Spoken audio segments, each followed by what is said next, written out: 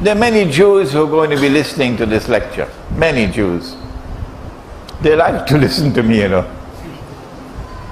There are many Jews who are going to be listening to this lecture of mine.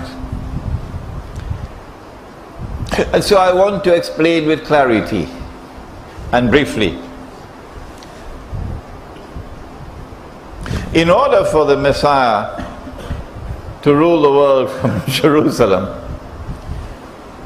and to convince the Jews that he is indeed the Messiah, then there are some things that must occur in Akhirul Zaman, in addition to what has already occurred. We have mentioned in previous lectures two things.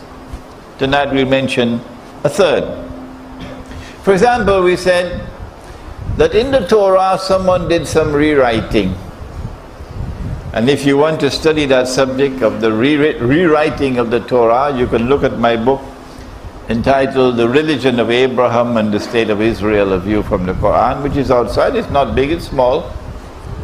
Or a better book would be Richard Friedman's book, Who Wrote the Bible. When you come to listen to my lectures, you must bring your notebook and pen.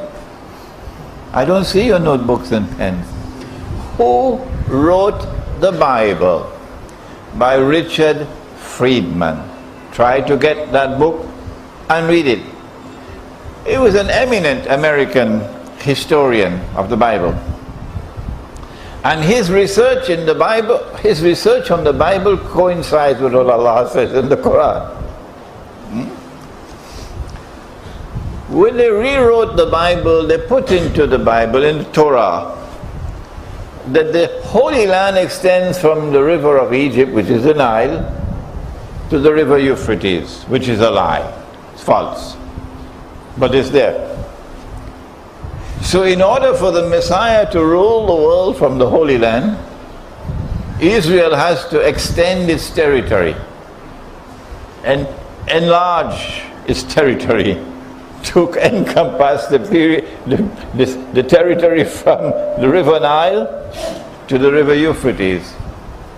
So Israel has to wage big wars to do that. You can't go home and eat roti canai and go to sleep and expect that the state of Israel will expand. Got to wage big wars.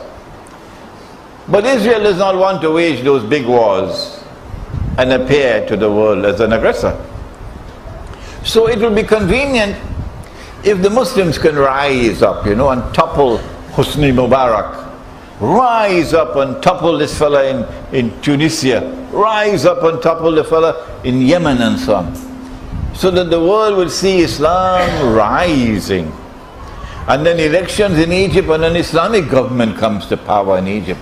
So that Israel can say, Islam is now threatening Israel. And Islam is now menacing the world.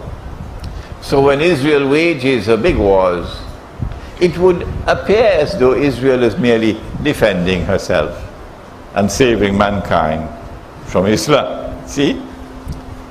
Those big wars are coming. It should not be more than a year or two from now. When you see those big wars, you know, here is concrete evidence of Akhirul Zaman.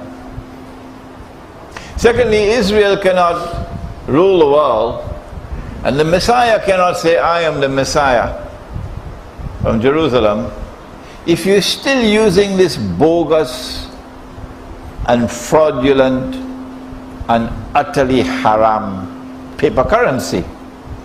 Every Jew knows that that is haram. Every Jew knows that real money is gold and silver coins. Every Jew knows that. The gold dinar and silver dirham.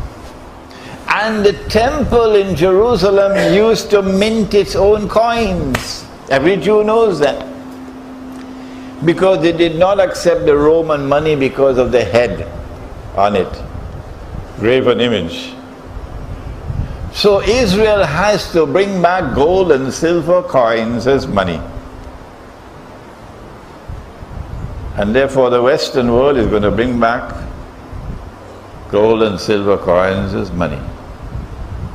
We are passing now the stage of paper currency.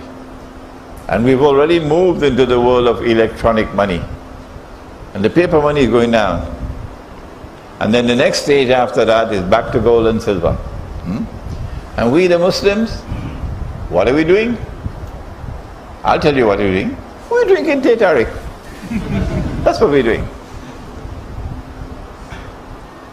I could use harsher language than that, you know.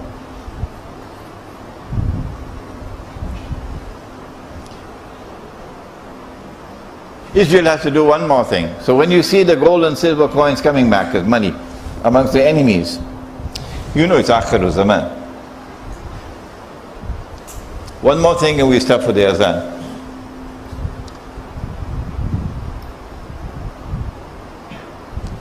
Israel has to rebuild the temple. So Masjid al-Aqsa has to go. And they've already prepared the way by using every electronic device that they have to portray the dome of the rock as Masjid al-Aqsa. They've already destroyed the foundations.